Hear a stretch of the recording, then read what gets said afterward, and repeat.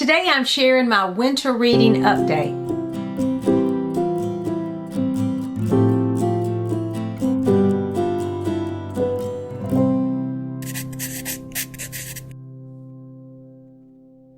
Hey there, it's Mitzi. Welcome to my channel. Today I want to share a winter reading update, and I'm calling it winter reading update because I noticed that everything on my list of books that I've read so far in January has snow in it.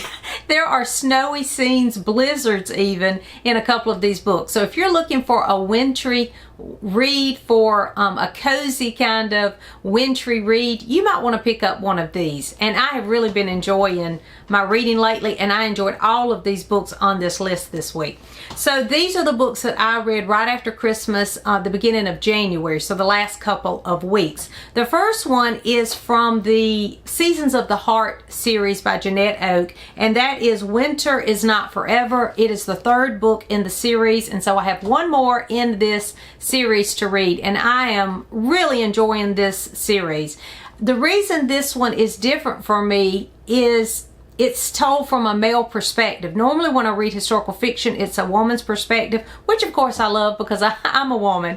But I like that this is a male perspective because it's just, he looks at life just a little bit differently from a male's point of view, and I like that about it. I also like that it feels like Little House on the Prairie sort of feel, that simplistic time, and it's just cozy and heartwarming and encouraging.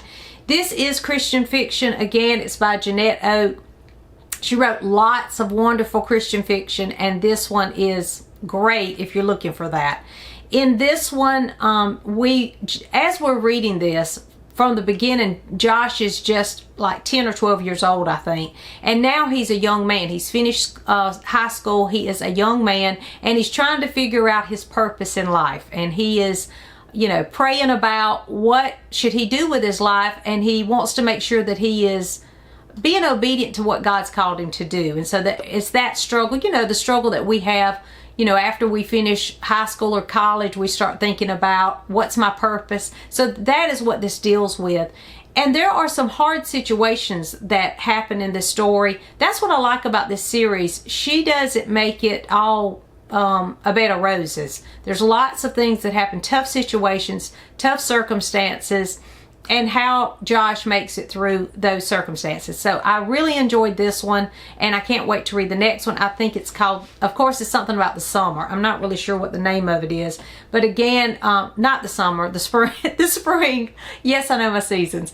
So I've read the summer, the autumn, and this one is the winter, and so I have left the spring, and I will be completed this series. Again, I highly recommend it if you like the Little House on the Prairie, simplistic sort of historical fiction. You may enjoy this one too. Another one that I read, this was quite a surprise. I found this at some library sale, and it was one of those sales where you could fill your tote bag up for so much money. And so I tossed in several middle grades that I had never heard of before. This was a Scholastic book, one of those Scholastic book sale books, and it's called Snow Treasure by Marie McSwiggan. And I had never heard of this book, but I loved it, and it was a fantastic find. Again, it's snowy, so it's a great time to read it. So at the beginning, on the first page, it says, this story really happened on June 28, 1940, about this Norwegian freighter who reached Baltimore with this cargo of gold. And so I didn't realize it was true, but it is. It's about these children in Norway during World War II. And the Norwegians in this area had gold, and they were trying to keep it. And they didn't want the Nazi soldiers to take their gold. So they ended up smuggling the gold out of Norway and sent it on a ship over to America. And the way that they did it was they used the children in this village to do it. The children would take the gold, put it on their, pretty much under them, and you know, lay down on their bellies on the sleds and sled through town. And because they were sledding through town, the Nazi soldiers that had occupied this area really didn't pay much attention to them because they were children, and they would go they would, sled, and then they would build these snowmen to indicate where the gold was. But the story was really amazing. I'm not going to tell you too much because it's not that long. But it's amazing because these kids not only were courageous, but this was a lot of work. They did this all day long for hours. They would stay somewhere, and then another group would do it the next day, that kind of thing. So it was really strenuous, hard work to do this, as well as dangerous. So I really enjoy this. I highly recommend it as a great middle grade during the winter time to read. So the next one I read was Death at Wentwater Court by Carola Dunn, and it is a Daisy Dalrymple mystery. I think this is the first one because it seemed like an introduction, and it was a really fun read. I love the cover. Look at that beautiful cover on this book. But this one is, Daisy is a young up-and-coming journalist, and she's trying to make it as a journalist, and she is hired by this magazine to cover a story on Wentwater Court. So she goes to Wentwater Court to spend some time there to interview them and, get to know Wentwater Court. Well, while she's there, this man is out skating in the morning time and he drowns. And so then was it murder? Was it an accident? And that's what takes place in this story. It's set in the 1920s. That made it fun and interesting. I liked Daisy as the amateur sleuth kind of person in the story. When I was reading this, though, it really reminded me of a Nancy Drew. If you ever read Nancy Drew as a child, this made me want to pick up Nancy Drew again. It reads not like Nancy Drew is of its time, but it reads sort of like that kind of an adventure with a young girl trying to solve a murder kind of thing. So that's what I really liked about it, because it was reminiscent of Nancy Drew for me. So if you were a Nancy Drew fan as a child and you enjoyed like the Hardy Boys or Nancy Drew especially, because this reminds me of just an adult version of a Nancy Drew, you might enjoy this one. Again, it's cozy, and it was great for the winter because it is set during winter time. It's right after Christmas, so it was perfect for me. And he's ice skating, so there's a lot about the ice skating in this one. I really enjoyed it, and I hope to pick up more of the Daisy Dalrymple mysteries. The next one I picked up was Winter and Rough Weather by D.E. Stevenson. I received this for Christmas, and I could not wait to read it, and I thought, with it being called Winter and Rough Weather, I needed to read it now. This is one of those furrowed middlebrow books. And I'm wanting to read all of these because I really like that they've brought these books that have previously been out of print. They've brought them back for us to celebrate these authors from the past. D.E. Stevenson is well known, so she has lots of books out there in print, but this was one I had never heard of before. And I really enjoyed this. Apparently this, though, is a series. I think this is like the second, it might be the third. But it's about a young couple who have just married, and they moved to this very small community. And this is a very remote town, and it's winter when it's very hard to even get out.